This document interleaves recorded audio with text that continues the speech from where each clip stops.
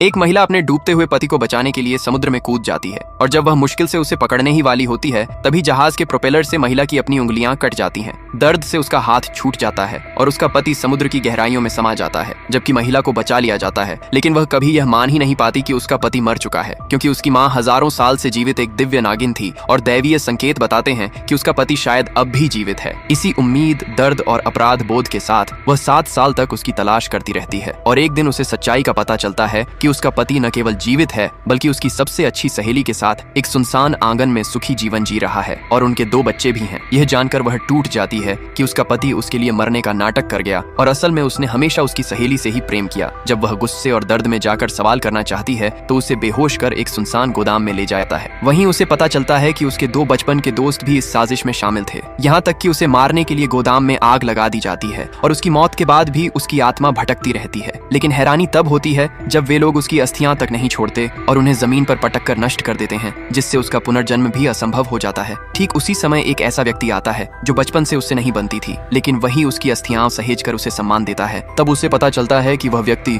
उससे बचपन से प्रेम करता था, लेकिन अपनी अल्पायु के भाग्य के कारण उसने कभी अपने प्रेम को प्रकट नहीं किया। यह जानकर महिला को अपने जीवन की सबसे बड़ी गलती का एहसास होता है और वह मन ही मन कसम खाती है कि अगर उसे दोबारा मौका मिला तो वह सच्चे प्रेम को पहचानेगी। तभी समय उल्टा बहने लगता है और वह पुनर्जन्म लेकर उस क्षण में पहुंच जाती है जब उसे अपने होने वाले पति का चुनाव करना था। उसकी माँ उससे पूछती है कि वह किस बचपन के दोस्त को चुनेगी, क्योंकि 5 बड़े परिवारों ने उसके साथ बचपन में ही विवाह का वचन दिया था और जिसे वह चुनेगी वही परिवार का उत्तराधिकारी बनेगा। पिछले जन्म में उसने गलत व्यक्ति को चुना था और अब वह ठान लेती है कि इस बार वह उसी व्यक्ति को चुनेगी जो सच में उससे प्रेम करता है। वह सब विवाह प्रस्ताव नष्ट कर देती है और तभी उसका पूर्व प्रेमी अपनी प्रेमिका के साथ आकर साफ कह देता है कि वह उससे कभी विवाह नहीं करेगा। महिला समझ जाती है कि वह भी पुनर्जन्म लेकर आया है और वह ठंडे स्वर में चेतावनी देती है कि 3 दिन बाद वह पछताएगा, क्योंकि इस बार वह अपनी दिव्य शक्तियों से किसी की मदद नहीं करेगी। जल्द ही सच्चाई सामने आने लगती है कि जिस लड़की को सब प्रतिभाशाली और मासूम समझ रहे थे